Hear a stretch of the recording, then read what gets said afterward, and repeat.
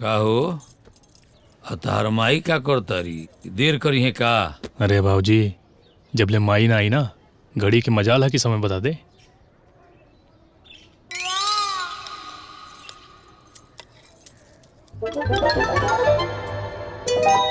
हाँ? यो रुकल बा।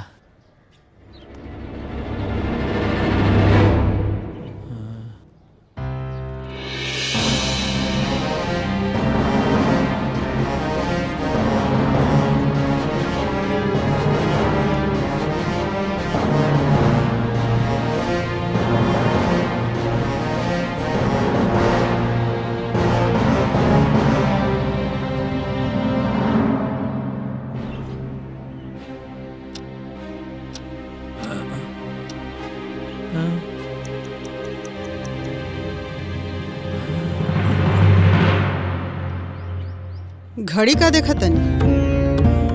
कहीं जाए के बा का?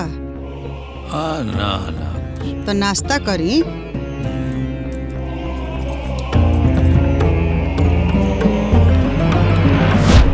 रुको लोग।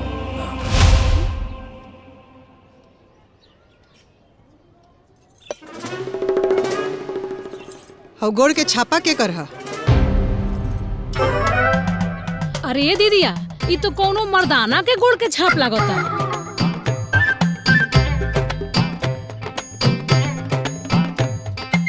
इंदर उठो। लेकिन माई हम तो कहनी नु जाके नाप दो।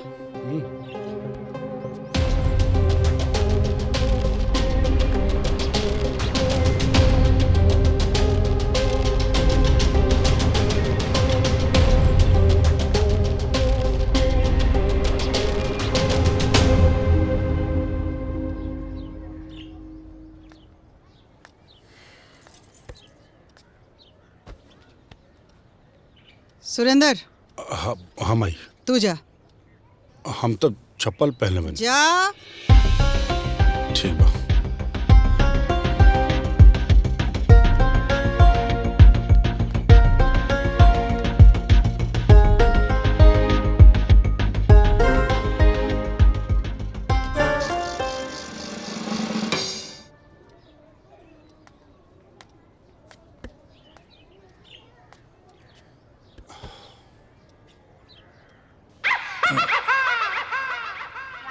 अब हमारा क्यों का तकत है? हमरो को न पैबू का?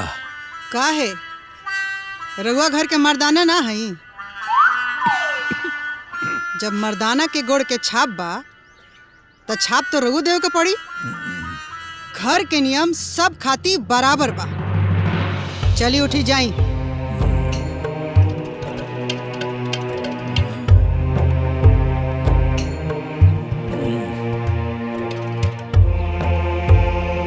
रहे दी बाबूजी, हम साफ कर दे। दुल्हन, तारा पता बानू कि घर के नियम सब खाती एक के बा। जे गंदा करी उहे साफ करी।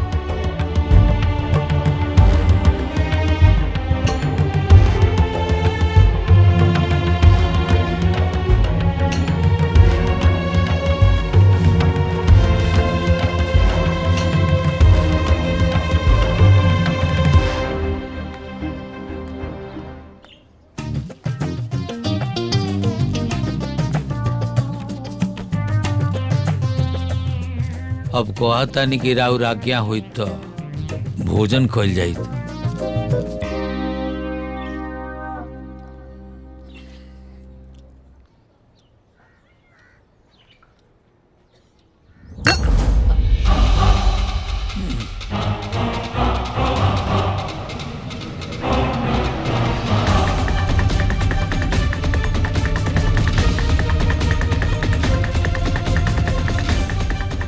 तारा के कहनी कि थरिया में तरकारी देहल करा, कटोरी में लिया के धो दे तरू। सब्जी गिरल बा तेमे गलती तहार बा त तहरा साफ करके पड़ी। जी माँ जी, हम साफ कर देता नहीं।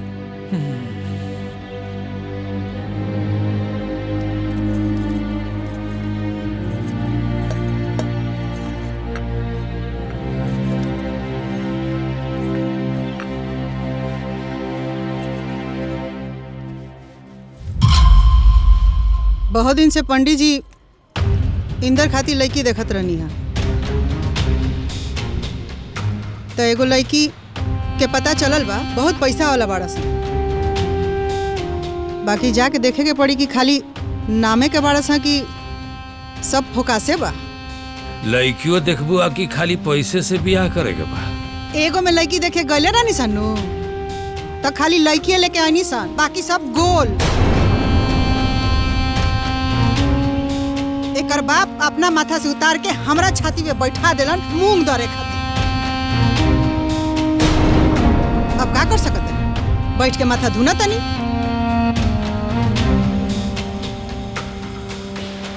ठीक कहत रे दीदिया, एगो बियाह में तो ठगा गई सन, लेकिन ई बियाह में दहेज चाही।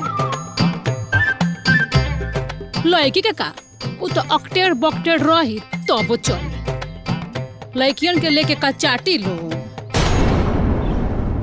तो कब जाएगा बा लड़की देखे, मतलब पैसा देखे?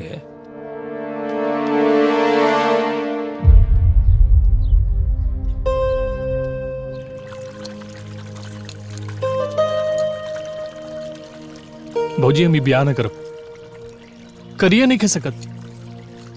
अरे आप काहे नहीं के बोलत भाई? भौजी बात करी ना माई से। का बताई का बात करी कि बउआ जी केहू से प्यार करेले, उनकरा से शादी कइल चाहता रे। अरे अगर अम्मा जी के पता लाग गइल ना कि रउआ केहू से प्यार करेनी त ऊ ई बियाह कबो ना होखे दिए। ब्याह करब ना तो राधा से ही करब। काय खातिर ई घर में लइका खातिर लइकी ना, प्यार मोहब्बत ना, बल्कि लइकी के धन दौलत रुपया पैसा देखल जाला। और राधा कोनो ऐसन वैसन घर के नहीं खे, सेठ मनसुख जी के इकलौती बेटी हिया। सेठ मनसुख जी ऊ राइस मिल के मालिक? हाँ भौजी, जेकर राधा ट्रेवल के नाम पे ना 25 गो बस और 50 गो से ज्यादा ट्रक चलेला। अब तो माई मनी है ना। अम्मा जी तो मान जाए, बाकी ऊ लोग मानी ई घर में बियाह करे खातिर? भौजी राधा के ब्याह हमरा से करे के बा, ई घर से ना। प्यार करे ले एक दूसरा से। आज ओकर जन्मदिन है, जाता नहीं मिले। राधा रउआ से प्यार करेली ई त ठीक बा, लेकिन का ओकर बाबूजी मनी है रउआ से ब्याह करे खातिर? अरे वो नहीं से मिले खातिर तो बुलौले बानी, अपना घर है, बस आप आशीर्वाद दी सब फिट हो जाए। भगवान राउर हर एक इच्छा पूरा करें और राधा की डोली जल्दी से राउर घर में आवे। जरूर भौजी। जय।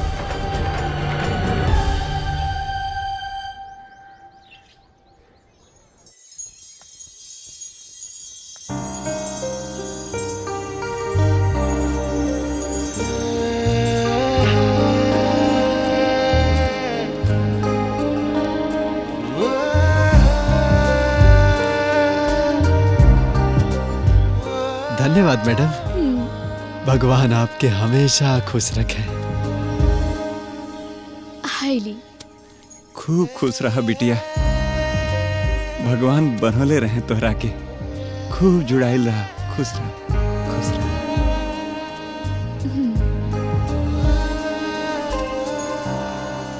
बहुत धन्यवाद मैडम, आपके कृपा बा हमनी पे। ठीक बा। बहुत धन्यवाद। नमस्ते मैडम।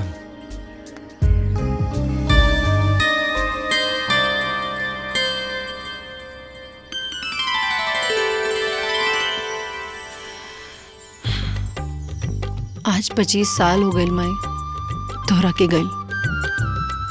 आज ही के दिन हम दुनिया में आयल और तू चल गईलू। पापा हमके माई के कमी कबो महसूस ना होके देवे। बाकी माई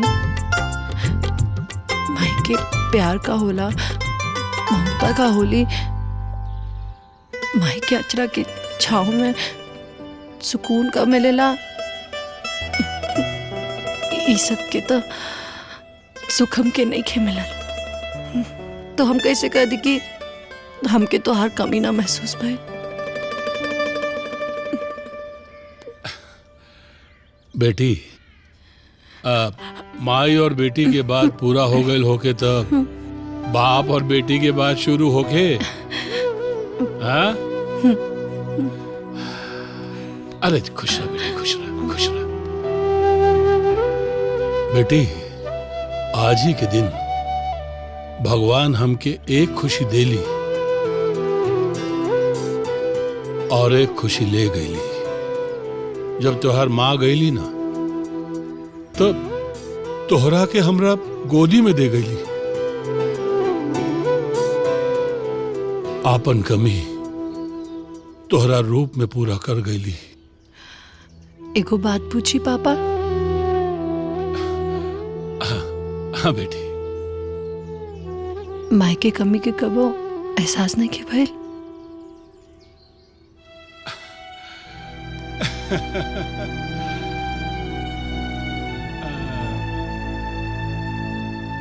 साची बोली? तनिका तनिका।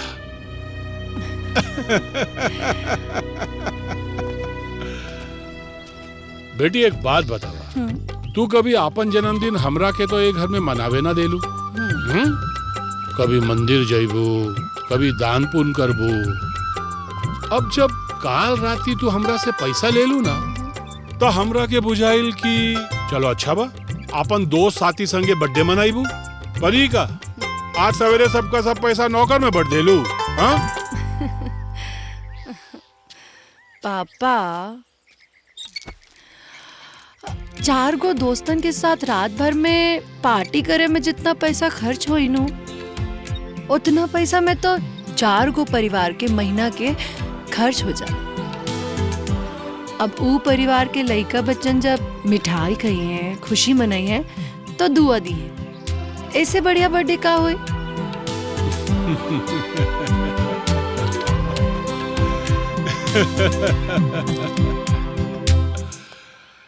शायद तो ठीक बोला दाड़ू बेटा। काहे कि तू पैसा के कमी कभी देख लू ना यही से पैसा के ताकत और ओकर कमी के एहसास नहीं के तो रखे। अब हम व्यापारी आदमी हैं बेटी, और हमार जिंदगी के अनुभव से हम सिर्फ इतना जानतानी कि दुनिया में ना पैसा से आगे कुछ बा और ना पैसा से ज्यादा कुछ बा। मानत बानी पापा के पैसा से बहुत कुछ हो सकेला, मगर सब कुछ ना। पैसा के बुनियाद पे बनल रिश्ता की उम्र पैसा होखेला तक होखेला। पैसा खत्म तो रिश्ता खत्म। मगर दिल के रिश्ता प्यार के बुनियाद पे बनेला, जे मरते दम तक ना खत्म हो सकेला।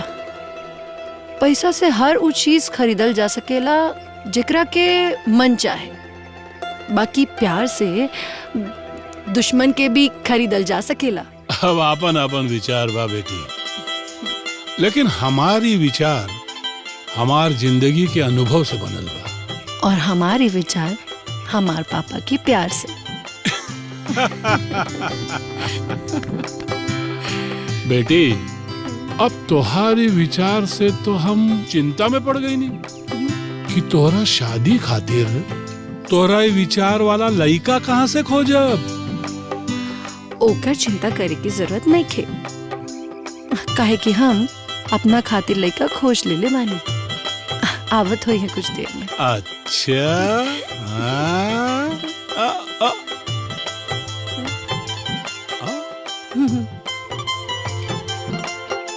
प्रणाम बाबूजी। खुश रह बेटा, खुश रह। पापा ई हवे इंदर। समझ गई नहीं बेटा, समझ गई नहीं। इतना तो हम समझ गई नहीं कि तू राधा से प्यार करेला और राधा तोहरा से। लेकिन एक बात बतावा बेटा, तोहरा के हमार बेटी राधा में सबसे अच्छा का लागेला? वैसे राधा में काटे लायक कुछ नहीं के, लेकिन एक बात जो हमरा के ब्याह करे खातिर अट्रैक्ट कैलिस, स्पष्ट रहना और आसमान पे रहते हुए जमीन पर रहना।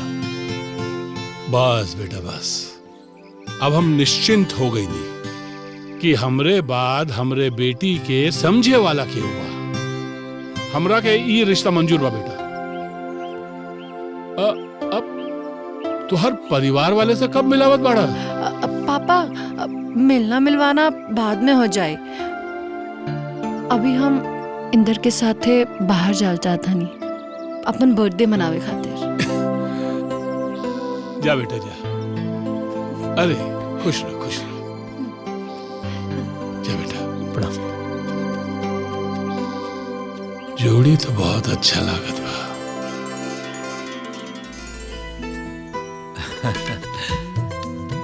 हमरा समझ से तो हमनी के हैसियत नहीं खेरुआ कि यहाँ ब्याह करे, लेकिन ई राउर बड़पन बा कि रो अपना बिटिया के रिश्ता हमरा के यहाँ लेके आइल बानी। आई हमनी खातिर बहुत बड़ बात बा। जानकी दास जी, ये रिश्ता हमरे से ज्यादा हमरा बेटी के पसंद रहे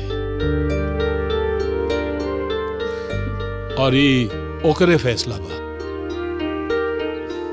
और हम कबो ओकरे फैसला के खिलाफ ना गई। काहे कि एक बेर हमार निर्णय गलत हो सकेला, लेकिन हमार बेटी के फैसला कब्बो गलत ना हो सकेला। समाज में एगो कहावत बा कि बेटी के हमेशा अपना से बड़ घर में बिया करे के चाहिए और अपना से ऊंचा हैसियत में विदा करे के चाहिए। जब समाज में ई कहावत बा तो काहे अपना से छोट घर में रिश्ता लेके आ गई?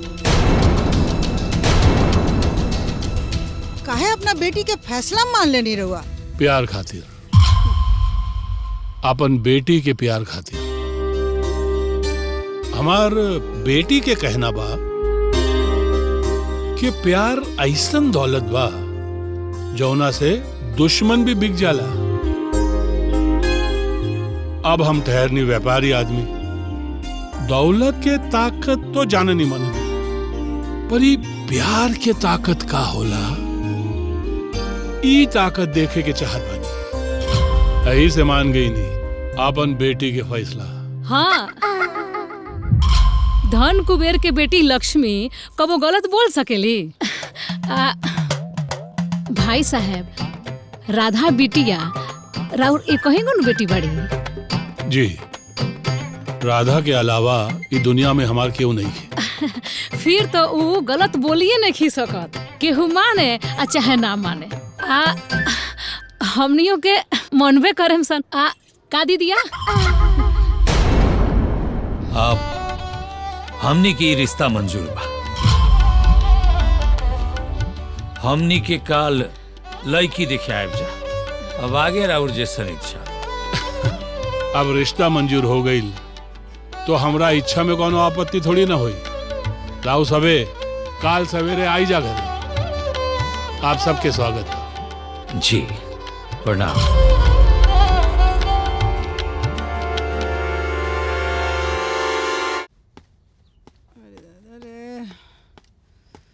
भाई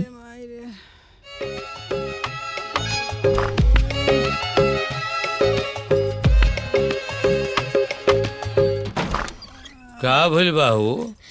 अरे दादा रे दादा, का भइल हो? काहे कोहरो तारू? हमार पेट दुखाता। कोई हाली एकनी के कहानी के रात में हमरा के गरम दूध मौत देहल करस हमरा के, बाकी ई बिया अपना मर्जी के। बाप रे। लेकिन अम्मा जी, ऊ मौसी जी। मौसी? का मौसी हो? हम वही कहवी का एक गिलास खौला के दे दो आ हमरा के चाय वाला कुल्हड़ में धरा दी हुआ। बेचारी हमार दीदिया पेट के पत्था से कितना मुआतिया। अरे हमरा पहले मालूम रही तो सारा दूधवा हम ही पी जाती। अरे दिख लगिल बा दूधवा के, तबे नु पेट दुखाता तारा दीदिया के। अरे दुल्हन, कुकुर के घी पियबू तो छेरही नु लागी। पेट दुखाता हमार बस। अरे हाँ, मने उहे जरूरत भर दूध पिए के रहल है ना। ज्यादा आगे से कम दे है ना। ए सुरेंदर। बाबूजी, बाबूजी हम रेडी हो गए, चली ना। हो जाता का लड़की देखे। अब लड़की का देखे के बा? घर दुआर रुपया पैसा देखे के बा। जितना लोग जाई उतना आग देखी है नु। हाँ रे दीदिया, समधी जी भी खुश हो जाई हैं। और वैसे भी आजकल के लड़का लड़की तो खुदे देखा देखी को लेता रहे सो। हाँ हाँ हाँ, जासन जासन ठीक बा। बढ़िया से देख सुन के आइए सा, काहे कि एगो में तो ठगाइए गई सा। बाप हाथ गोड़ जोड़ के अपन मलाबत हमनी के माथा पे पटक देलस। आई मलेच खर्चा के घर एगो बेटी पैदा क के धो देलस।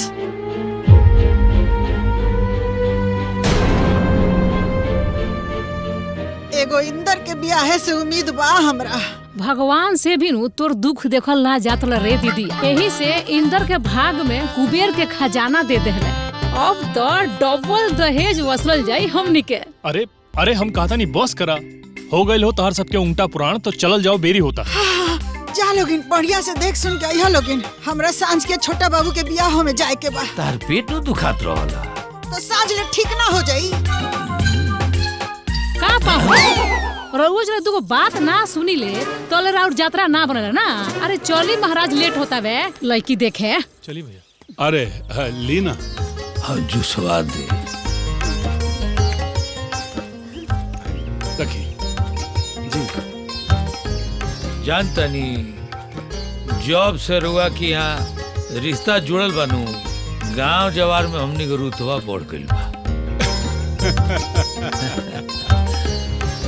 जानकी दास जी, पैसा चीजें ऐसा ना जौन लोगन के देखे के नजरिया बदल देवेला। खैर राउर मलकाई ना आईली? कैसे आई है? राती खन ढेर खा ली। अचानक माई की तबीयत बिगड़ गई, तैयार होके बैठे रहे आवे खाती। दीदिया आई रही तो ओकरो स्वर्ग के दर्शन हो गए रही। मुआला के बाद तारा नरके में जाए के बा, तब तक स्वर्ग के मजा ले लो।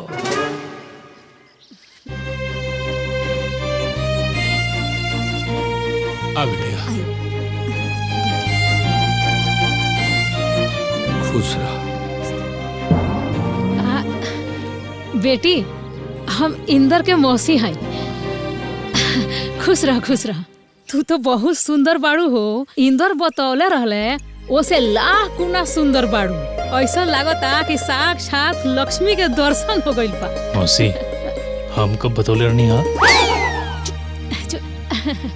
बेटी हमने के अपना पतो के नु घर में एकदम रानी बना के रखी ले सन।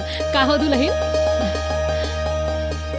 राधा ता रानी बढ़ले बाड़ी, बस एकरा के दुल्हन बना के ले जाए के बा।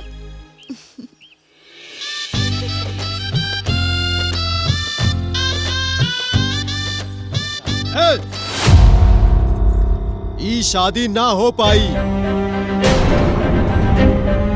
जब तक रुपया ना मिली। ई फेरा ना हो सकेला। हो जाए दी फेरा,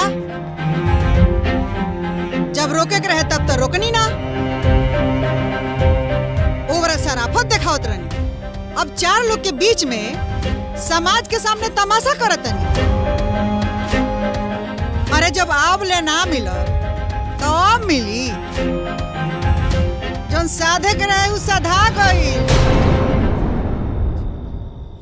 बारात मंडप तक बुला लेहल गई। ई का कहतानी भौजी?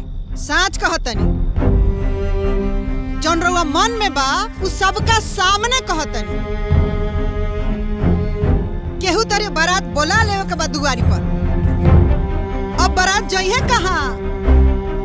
आ जाइए तो केस मुकदमा क देव लोगिन ई इल्जाम लगा के कि दहेज मांगत रहे। अरे हमार मुंह तो खुदे जरल बा, हम ना चिन्हे। लड़की के बाप के 36 हाथ के आंत होला।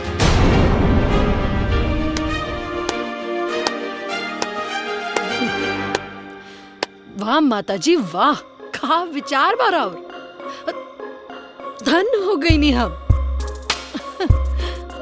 जौन रवाई लड़की और लड़की के बाप के खूब देखनी है, ऊपर हमारे को सवाल बा कि बियाह होला लड़का और लड़की दोनों के, तो दहेज खाली लड़की के बाप काहे देवे? जब भाव लागेला लड़का के तब विदा होके लड़की काहे जाली? बाजार में सामान नहीं है, चला कर देखल जाला, बैठा कर देखल जाला, बुलवा कर नचवा कर कोल करवा कर देखल जाला। फिर बहुरानी बनाकर ले गईला के बाद भी घर में ओकर हैसियत एगो नौकरानी से ज्यादा ना होली। माँ जी, जवाब दे। माता जी, उ कहा ना, हम व्यापारी की बेटी हैं। पैसा के लेन देन के ही व्यापार कहल जाला, इहे जाने ली। बाकी कैसन सौदा बा जेमे एगो बाप के जीवन भर की कमाई ओकर बेटी चल जाली और बदले में उनकरा के मिलेला का जलालत। खैर, कितना भाव बार और बेटा के, बेटी के बाप की ओर से हम उठाव चुका है।